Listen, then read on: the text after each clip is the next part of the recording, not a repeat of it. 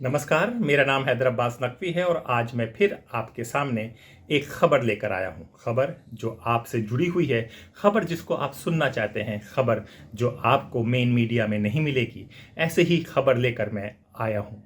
जी हाँ, अभी 8 अक्टूबर को हरियाणा चुनाव और जम्मू एंड कश्मीर चुनाव का रिजल्ट आया।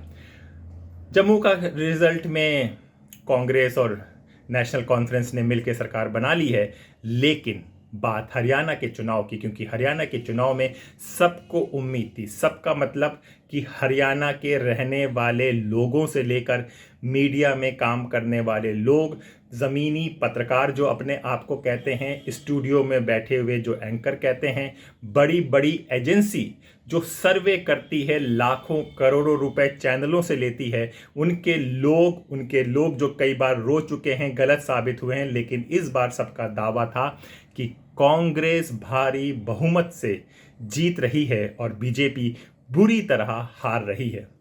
कईयों ने बीजेपी को 15 सीटें दी थी, कांग्रेस को 50 से ऊपर भी।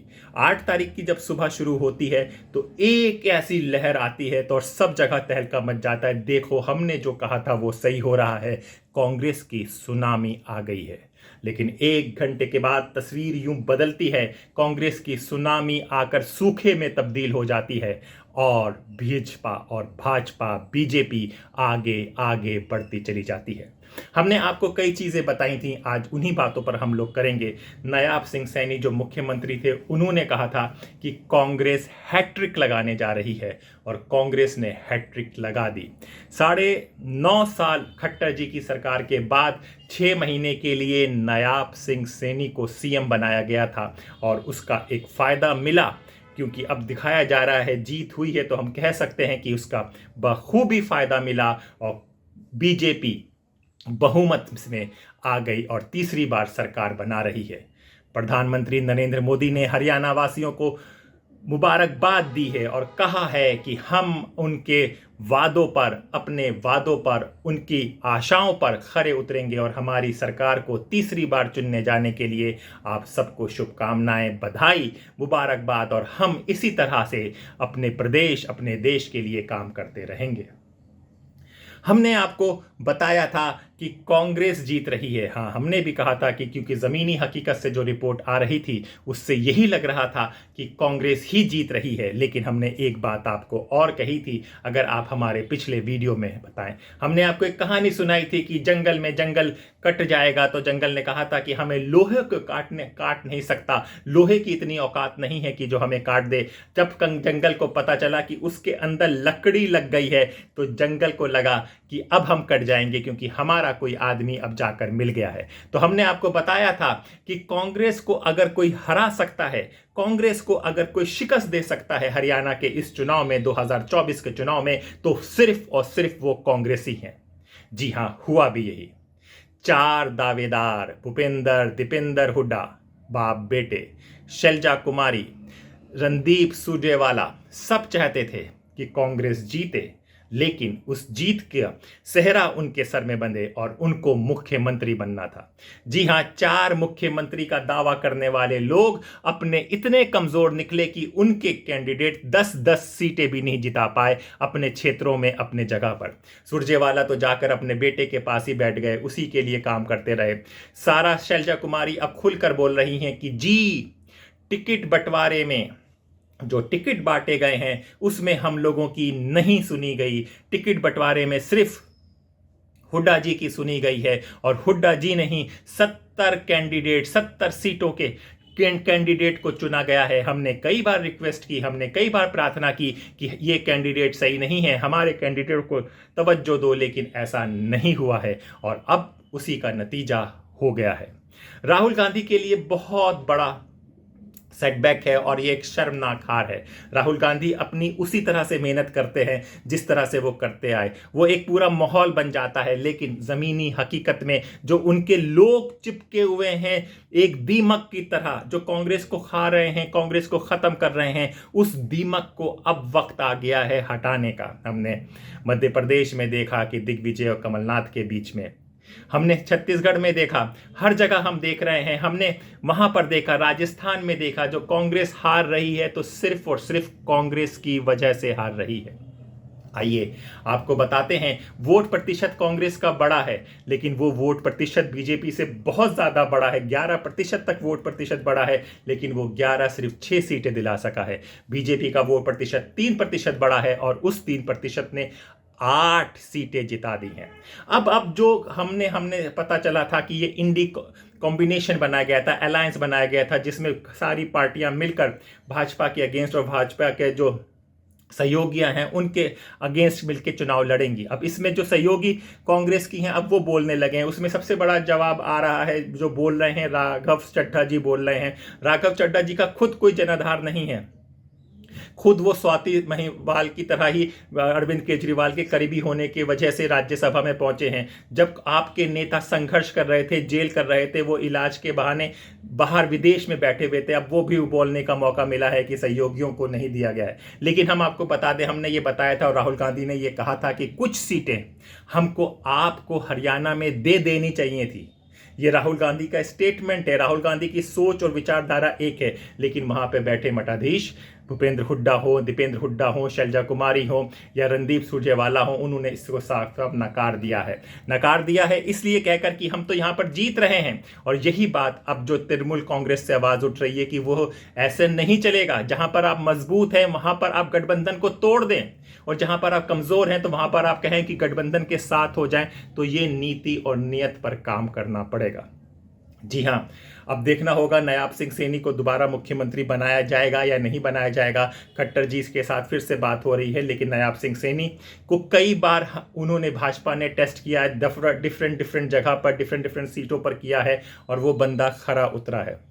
दूसरा, एक बात वहां पर हुई थी कि जाट और दूसरी पार्टियां, यानी कि जाट बिरादरी और दूसरी बिरादरी में एकदम स्प्लिट हो गया है।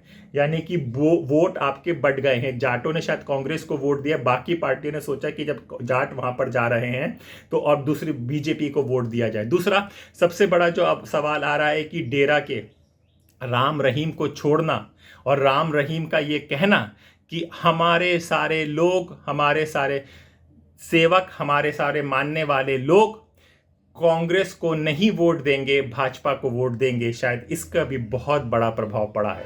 लेकिन जो कल हुआ है वो अपने आप में एक इतिहास है। इतिहास है सबके लिए, सबक के लिए। जी हाँ, सबके लिए सबक है। बड़ी बड़ी बातें, किसी को नहीं पता कि अंडर करंट क्या होता है। हम सिर्फ तुक्के जो होता है कि हम लोग तुक्के ही मारते हैं, ये स्पष्ट हो गया है।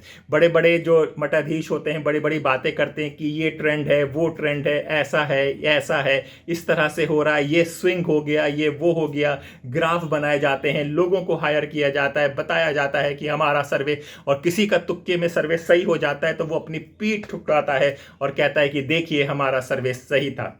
हमने देखा सारे चैनलों में बड़े बड़े लोग बैठते हैं, बड़ी बड़ी बातें करते हैं।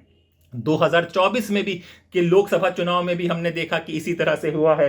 तब बीजेपी की स्वामी बताई जा रही थी, लेकिन बीजेपी के साथ ऐसा नहीं हुआ।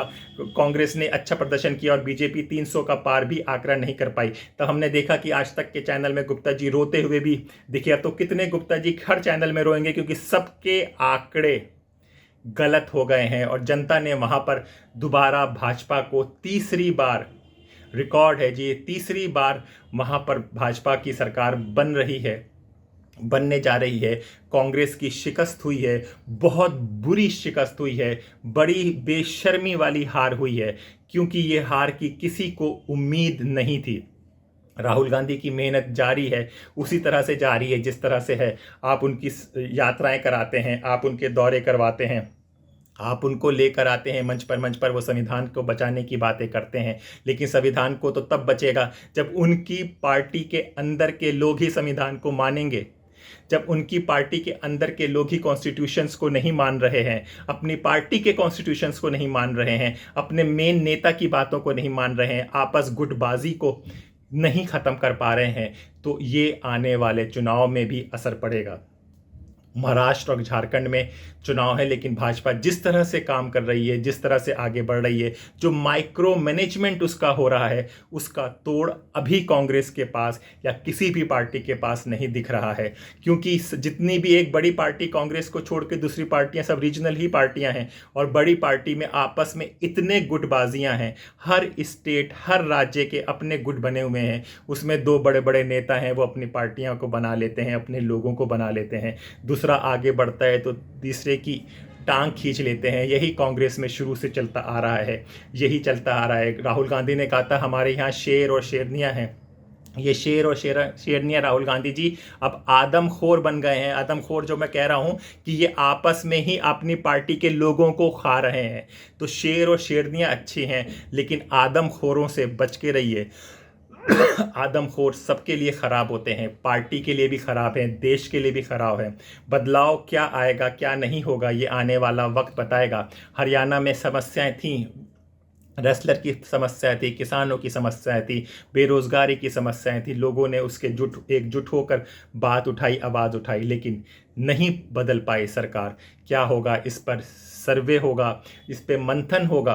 मंथन एक कांग्रेस में भी मंथन होना चाहिए कि जिसमें ये गंदगी, जितनी भी कांग्रेस में चिपटी हुई गंदगी है, ये अलग हो और कांग्रेस स्वच्छ होकर निकले, बाहर निकले और अपने लिए, देश के लिए जिस तरह राहुल गांधी का एजेंडा है वो चले। संविधान की सही में सुरक्षा की बात हो, लेकिन उस सुरक्षा के लिए सबसे पहले संविधान को मानना कांग्रेसियों के लिए ज़रूरी है। भाजपा को मुबारकबाद तीसरी बार सरकार बनाने के लिए, और कांग्रेस के लिए फिर यह है कि अब महाराष्ट्र और झारखंड के लिए तैयारी करें, लेकिन अब लड़ाई इतनी आसान नहीं होगी। अब आए दिन मीडिया राहुल गांधी पर हमला करेगा, आए दिन मीडिया राहुल गांधी की खिल्ली उड़ाएगा। हर बात को अब मजाक के रूप में लिया जाएगा उनकी हर बातों के लिए, क्योंकि जो उनके वर्कर, उनके कार्यकर्ता और जो कांग्रेसियों ने किया है, उसका भुगतान, उसका खमियाजा राहुल गांधी को ही उठाना पड़ेगा। तो ये थी खबर आज की। फिर होगी मुलाकात एक नई खबर के साथ। तो अपने दोस्त हैदर अब्बास नकवी को इजाज़त दीजिए। नमस्कार।